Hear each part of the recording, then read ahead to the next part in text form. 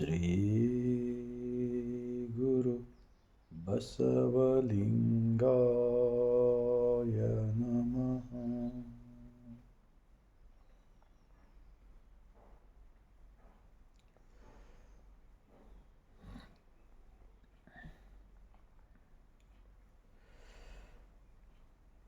ಜಗಜ್ಯೋತಿ ಮಹಾತ್ಮ ಬಸವಣ್ಣನವರನ್ನ, ವಿಶ್ವಜ್ಯೋತಿ ಅಕ್ಕ ಮಹಾದೇವಿರವರನ್ನ, ಸಕಲ ಶಿವ ಶರಣರನ್ನ ಎನ್ನ ಹೃದಯ ಮಂದಿರದಲ್ಲಿ ನೆನೆಯುತ್ತಾ ಭಾರತೀಯರೆಲ್ಲರಿಗೂ ಇಲ್ಲಿಂದಲೇ ಶರಣುಗಳು. ಇವಾಗ ನಾನು ಓಂ ಶ್ರೀ ಗುರು ಬಸವಲಿಂಗಾಯ ನಮಃ ಈ ಶಬ್ದವನ್ನು ಮೂಲಕ ನಾನು ಧ್ಯಾನ ಮಾಡಿದ್ದೇನೆ. ಲಿಂಗವೆಂದರೆ ಇಡೀ ಬ್ರಹ್ಮಾಂಡ. ಇಡೀ ಬ್ರಹ್ಮಾಂಡವೇ ಒಂದು ದೇವಾಲಯ. ಈ ದೇವಾಲಯವೇ ಎಲ್ಲ ಮಾನವ ಜೀವರಾಶಿಗಳಿಗೆ ಹುಟ್ಟಿಸಿ ಮಳೆ, ಬೆಳೆ, ಗಾಳಿ, ಬೆಳಕು, ಅನ್ನ ಎಲ್ಲವನ್ನು ಕೊಡ್ತಕ್ಕಂಥ ದಾತ ನಮ್ಮನ್ನು ಎಲ್ಲರನ್ನ ಒಂದೇ ರೀತಿಯಿಂದ ಮಾಡಿ ನಮ್ಮೆಲ್ಲರ ಒಳಗೆ ಇದ್ದಾನೆ ಅಂತಕ್ಕಂಥ ಅರಿವು ಮೂಡಿಸಿಕೊಂಡು ಅನುಭವ ಮಂಟಪದಲ್ಲಿ 770 ಜನ ಶರಣರು, ಲಕ್ಷದ ಮೇಲೆ 96 ಧರ್ಮ ಪ್ರಚಾರಕರು ಶರಣರು, ಅವರೆಲ್ಲರೂ ಓಂ ಶ್ರೀ ಗುರು ಬಸವಲಿಂಗಾಯ ನಮಃ ಅಂತಕ್ಕಂಥ ಒಂದು ಮಹಾಮಂತ್ರ ಜಪಿಸಿದ್ದಾರೆ. 12ನೇ ಶತಮಾನದಲ್ಲಿ ಅಣ್ಣ ಬಸವಣ್ಣನವರು ಸ್ಥಾಪಿಸಿದ ಅನುಭವ ಮಂಟಪದಲ್ಲಿ. ಇವಾಗ ಒಂದು ಮಹಾತ್ಮ ಬಸವಣ್ಣನವರ ವಚನ. ಭಾಂಡವ ತುಂಬಿದ ಬಳಿಕ ಸುಂಕವ ತೆತ್ತಲ್ಲದೆ ಹೋಗಬಾರದು. ಕಳ್ಳ ನಾಣ್ಯ ಸಲುಗೆಗೆ ಸಲ್ಲದು. ಕಳ್ಳ ನಾಣ್ಯ ಸಲ್ಲಲೀಯರಯ್ಯ. ಭಕ್ತಿ ಎಂಬ ಭಾಂಡಕ್ಕೆ जंगमने सुंकिगा कूडल संगम देवा। इस वचन मैं हिंदी में बोलना चाहता हूँ। जो भी बिजनेस का लोग होते हैं 12वीं शताब्दी में, जैसे कि खेत में पिका हुआ माल अड़द को डालने का वक़्त जो चुंगी नाका बोल के रहते थे, मतलब सरकार के एक एक नाका के पास चेक करते थे। उस वक़्त जो अनाज डालते ना अड़द को बेचने के लिए, उस वक़्त उन्होंने वहाँ का टैक्स भर के आगे जाना पड़ता था 12वीं शताब्दी में। कुछ लोग टैक्स बचाने के वास्ते दूसरा गलत रास्ते से जाते थे कहते। ऐसे भी लोग अभी भी है ना। तो उसलिए महात्मा बसवण्णा जी प्राइम मिनिस्टर थे ना, प्रधानमंत्री 12वीं शताब्दी में बिज्जल राजे के। तो उन्होंने क्या कहते इस वचन में, भांडव ತುಂಬಿದ ಬಳಿಕ ಸುಂಕವ ತೆತ್ತಲ್ಲದೆ ಹೋಗಬಾರದು। जो गाड़ी में माल भरते एक जगह से दूसरे जगह सप्लाई करने के वास्ते, उसका टैक्स भरे बगैर नहीं जाना चाहिए, क्योंकि वो जो टैक्स लेकर वो समाज के एक अच्छा काम को वास्ते सरकार ने यूज करता ना, इसलिए उन्होंने ईमानदारी से टैक्स भरना चाहिए। कಳ್ಳ नाण्य सल्ललीयरಯ್ಯ, मतलब अगर जो अपना ही फ़ायदा होना चाहिए, सरकार को टैक्स नहीं भरे बगैर चोरी से जाने वालों को वो पैसे उन्होंने क्या भी कमाए तो वो समाज और अंतर्यामी आत्मा उसको कबूल नहीं करते, नहीं मानते। इसलिए भक्ति ಎಂಬ ಭಾಂಡಕ್ಕೆ जंगमने सुंकिगा कूडल संगम देवा। जब इंसान, इस शरीर ही मंदिर है, अंदर का मालिक हमारा हर चीज़ को देख रहा है, हम कितना ईमानदार है कितना बेईमान है। अंदर का मालिक का अंदर का वीडियो और कैमरा चालू है सबके अंदर। तो महात्मा बसवण्णा जी क्या कहते हैं, जंगमने सुंकिगा, समाज के लिए जो हम टैक्स देते हैं वो समाज को जाता है, इसलिए ऐसा चोरी का काम मत करो बोलते हैं महात्मा बसवण्णा जी। हमारा बेंगलुरु के बसव समिति के उस वक़्त फाउंडर, राष्ट्रपति, देश का राष्ट्रपति थे उन्होंने बीडी जत्ती, बसप्पा दानप्पा जत्ती। उन्होंने भारत देश के राष्ट्रपति थे। उन्होंने ये बसवा समिति फाउंडेशन करे बेंगलुरु के अंदर। अब बसवा समिति से 23 भाषा में वचन की किताब सब तरफ दुनिया में फैलता है। और वही 23 भाषा में का जो अनुभव मंडप के शरणों का वचन हमारा भारत देश के अब के सम्मान्य श्री प्रधानमंत्री जी नरेंद्र मोदी जी उद्घाटन करें। उद्घाटन होने के बाद में अरविंद जत्ती साहब प्रधानमंत्री नरेंद्र मोदी जी को क्या कहा, ये वचन दिखाया उन्होंने बसवण्णा के। तो प्रधानमंत्री जी ने क्या कहा अरविंद जत्ती को, अरे भाई ये वचन पहले से बोलना था ना, ये जो नोटबंदी काम करे ना हम, वो उसकी ये वचन बोलकर हम वो नोटबंदी करते थे बोल के, ऐसा अरविंद जत्ती साहब को कहा है प्रधानमंत्री नरेंद्र मोदी जी।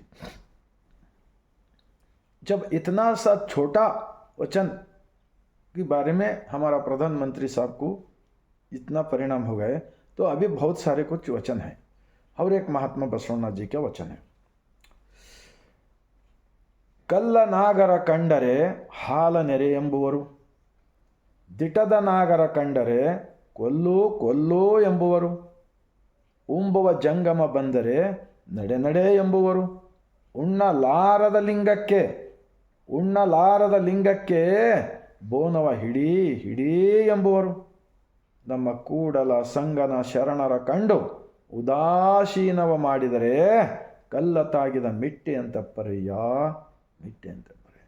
ये भी वचन में सारा हमारा देश के प्रधानमंत्री साहब को हो, पूरे देश के हर स्टेट के मुख्यमंत्रियों को, एमएलए को, एमपी को और जितने भी धर्म प्रचार करने वाले वो सभी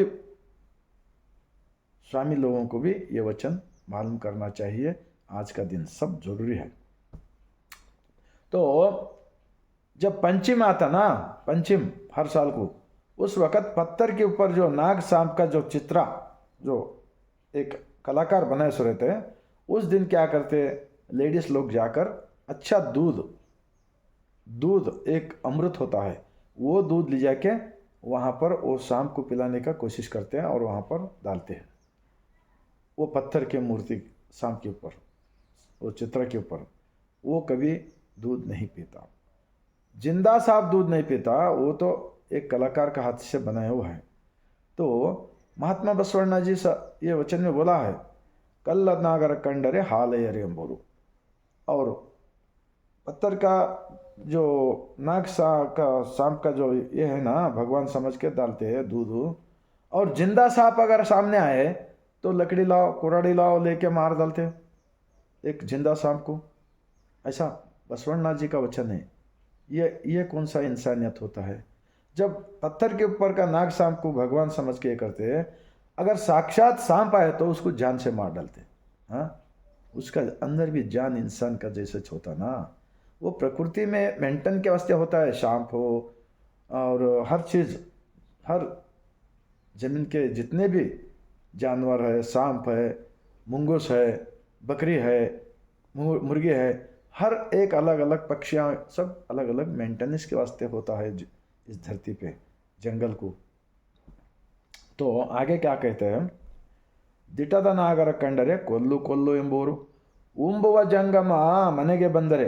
जब लंगड़ा आदमी, अंधा आदमी, ज़्यादा उम्र हुए सो आदमी, लाचार आदमी भूख लगा समझकर हमारा घर की दरवाजे के सामने कुछ खाने को मांगा, तो चलो चलो यहाँ से हम आगे घर को जाओ, नहीं देते बोल के बोलते ना, तो वो भी बसवण्णा जी प्रधानमंत्री देखे है। जब भूख लगा, साक्षात इंसान, हमारे जैसे इंसान कोई गरीब आदमी आया तो उसको आगे जाओ बोलते। और उन्नद लिंगಕ್ಕೆ ಬೋನವ ಹಿಡಿ ಎಂಬುವರು, जो जितने भी भारत देश के अंदर लाखों करोड़ों मंदिर है ना, सभी मूर्ति के ऊपर पहले बच्चों को खाना नहीं देते। अच्छा मीठा जो ईद का दिन, वो बच्चों को नहीं पहले भगवान को दाल कराते, उस बाद में तुमको देते बोलते। हम सब आंखों से देख रहे हैं। तो वो जितने भी खाना लिया क्या वहाँ रखते, उन्नलाರದ लिंगಕ್ಕೆ ಬೋನವ ಹಿಡಿ। लिंग मतलब भगवान, सृष्टि का मालिक, जीव राशि के स्वरूप में मिलता है हमको, इंसान के स्वरूप में हम भगवान को देखना बोलते हैं। हमारा महात्मा बसवन्ना जी का अनुभव मंडप का विचार। तो वैसे भूखा रहकर एक इंसान घर के सामने जा बोलते ना, ಉಣ್ಣಲಾರದ ಲಿಂಗಕ್ಕೆ ಬೋನವ ಹಿಡಿ ಹಿಡಿ ಎಂಬರು, ನಮ್ಮ ಕೂಡಲ ಸಂಗನ ಶರಣರ ಕಂಡು उदासीनव ಮಾಡಿದರೆ, अगर कोई इन शरण लोग, समाज के लिए अच्छा सोचने वाले लोग वैसे एक अनुभव मंडप के विचारों को, सच्चा समाज के एक अच्छा लोगों का, समाज का वास्ते जो अच्छा बताने वाले ऐसे अच्छे कामों को सपोर्ट नहीं करते ना, उनको चावल हो, कुछ खाने का प्रसाद के रूप में वो दान नहीं करते। मतलब दासों बोलते हैं, दान तो इसके अंदर है नहीं, दान बोले तो भीख मांगने का बोलते हैं। तो ನಮ್ಮ ಕೂಡಲ ಸಂಗನ ಶರಣರ ಕಂಡು ಉದಾಸೀನವ ಮಾಡಿದರೆ ಕಲ್ಲ ತಾಗಿದ ಮಿಟ್ಟೆ ಅಂತೆಪ್ಪರಯ್ಯ। देखो ऐसे एक सही विचार को सपोर्ट करने के बदले में जो गलत विचार को सपोर्ट करते हैं ना, वैसे लोग एक कीचड़ का, मट्टी का दीवार को हम मारे तो चिपक जाता, वो सूखने के बाद में बुकना बुकना होकर गिर जाता है। तो इंसान का जिंदगी जो अंधश्रद्धा, जो मूढ़ रूढ़ी को वो उसको सपोर्ट करते और सही चीज़ को उसको सपोर्ट नहीं करते ना, ऐसे मत करो बोलते हमारा 12वीं शताब्दी का प्रधानमंत्री महात्मा बसवन्ना जी। मैं ये वचन क्यों बोल रहा हूँ, हमारा कर्नाटक के अंदर कुछ अच्छा विचार बोलने गए तो वो पीछे से हम करते आए, आगे भी करेंगे, आगे से करते हैं आगे करेंगे। तो दुनिया बदल जा रहा है।